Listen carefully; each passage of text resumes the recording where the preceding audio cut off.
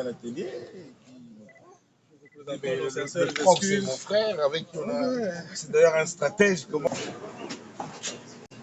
Nous allons nous lever pour saluer l'arrivée de son Excellence, Monsieur le vice-ministre de la Santé.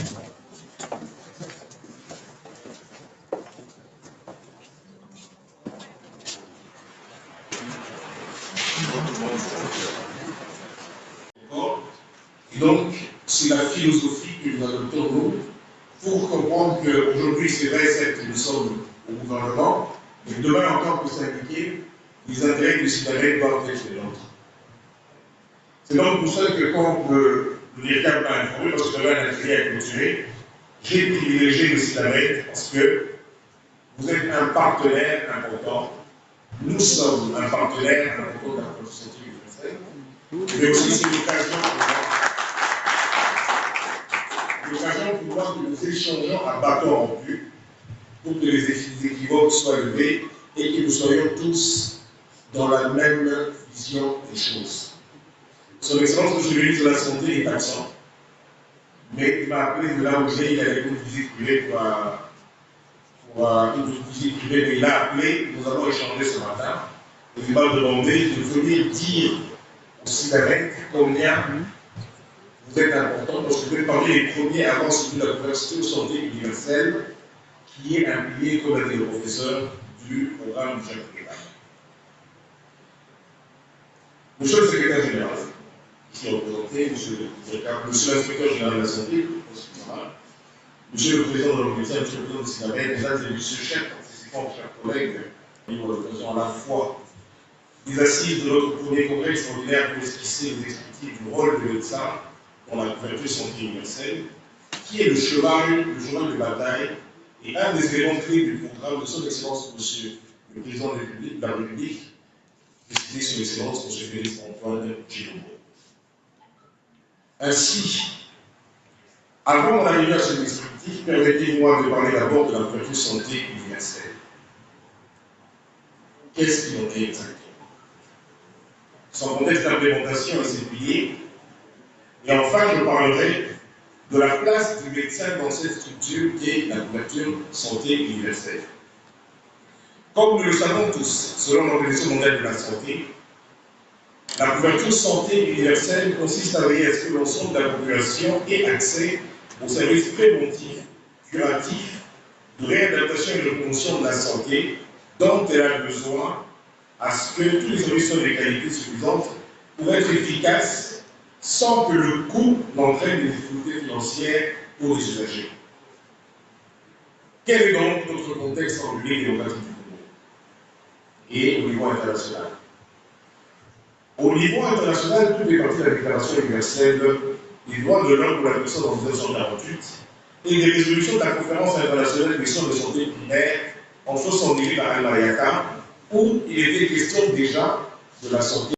Oui, aujourd'hui c'est la journée d'ouverture de nos assises de ce 6e Conseil national et premier congrès extraordinaire du Syndicat national des médecins.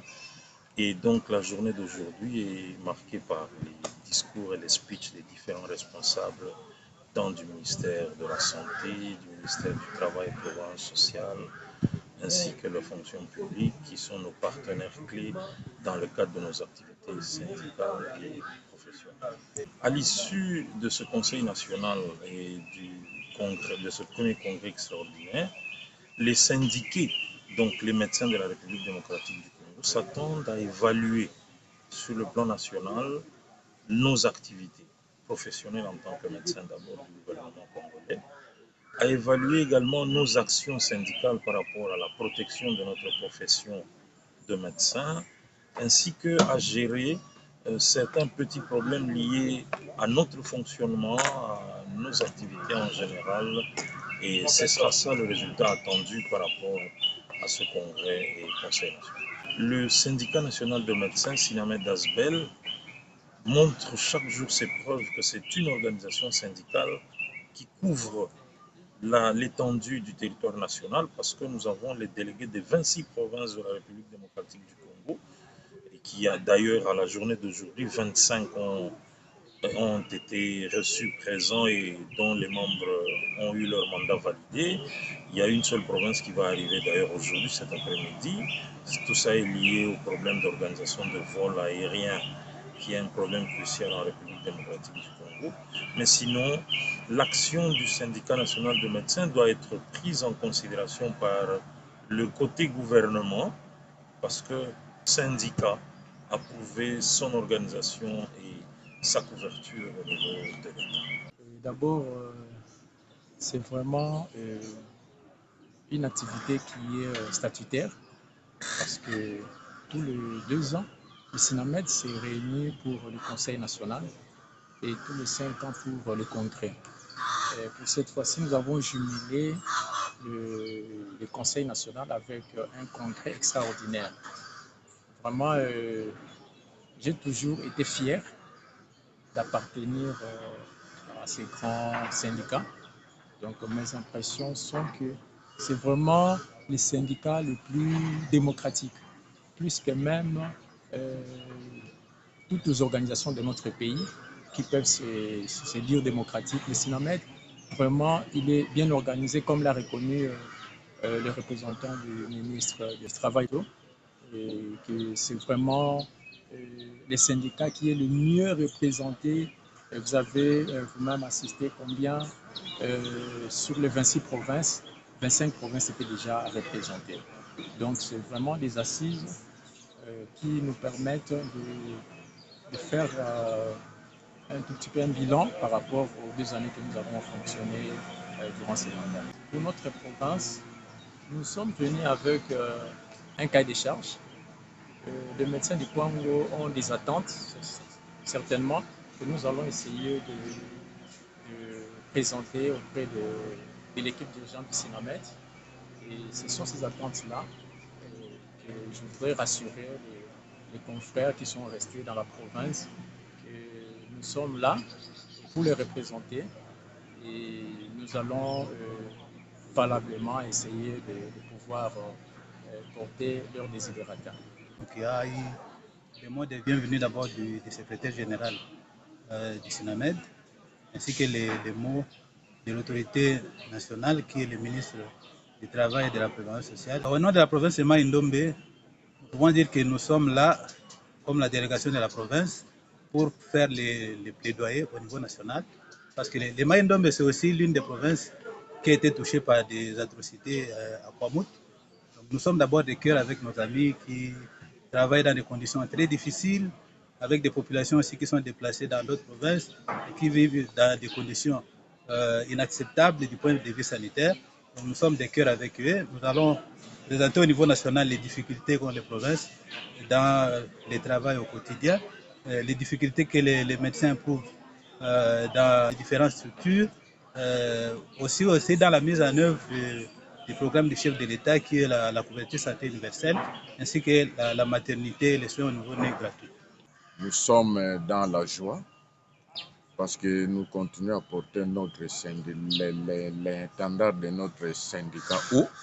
Notre joie aussi est que toutes les provinces sont là dans ces assises. Cela prouve à suffisance que l'organisation dans notre syndicat est notre priorité. Donc vous comprenez vous-même que nous sommes partout dans toute la République et que ces assises nous réconfortent encore davantage dans notre élite syndicale. Donc nous sommes vraiment très flattés, dans la joie, parce que c'est une réussite pour nous. Le message que nous pouvons donner aux médecins ou aux syndiqués du SINAMED Congo central, c'est de rester sereins, de continuer à faire confiance à leur syndicat qui est le SINAMED, parce que nous sommes là pour eux et nous continuons à travailler pour l'amélioration des conditions socio-professionnelles de nos syndicats en particulier et puis de tous les médecins en général. D'abord, c'est le congrès des SINAMED, syndicat national des médecins, qui parle. Ce syndicat vise les intérêts des médecins. Nous sommes venus aujourd'hui avec le thème de leadership fort, responsable, et pour ce syndicat, comment ce syndicat peut garder son leadership et aussi plaider le cas des médecins des besoins des médecins. Un message pour nous, pour les médecins de notre province, c'est leur rassurer que nous sommes venus pour aider leur cause, pour parler à leur nom et leurs besoins. Parce que nous savons que les médecins Kassai central, la majorité ne sont pas mécanisés. Il y a aussi des médecins non primés qui cherchent leur prime. Nous avons des problèmes aussi avec les problèmes de lotissement. Nous sommes venus pour l'aider. Tous les besoins de notre province, nous allons en parler ici. Les impressions sont bonnes jusqu'à ce stade. On a été interpellé, en commençant par le président de l'ordre de médecins, sur la façon de se comporter un homme responsable. Parce que vous savez tous que le médecin a la responsabilité de gérer les vies humaines. Donc il était temps pour nous de nous réorganiser et donner une bonne image du médecin congolais. Mais aujourd'hui, nous avons débuté d'abord avec les 6e conseils national et le congrès va suivre, ça sera le samedi.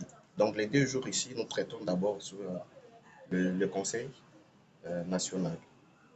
Et dans les matières que nous avions vues d'abord pour aujourd'hui, nous venons de faire un pas en arrière, faire une autopsie en interne, n'est-ce pas, pour voir qu'est-ce qui a marché et qu'est-ce qui n'a pas marché. Et beaucoup plus, nous nous sommes attelés sur ce qui n'a pas marché.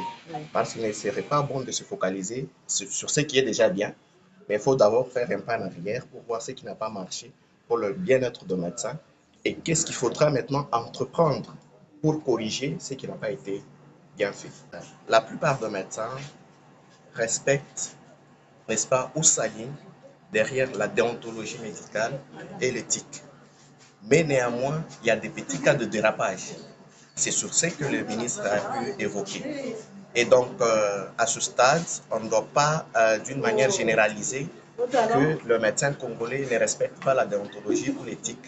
Mais il y a de petits cas de dérapage et sur ces petits cas de dérapage que nous allons maintenant recadrer pour que tout le monde s'aligne sur une bonne vision.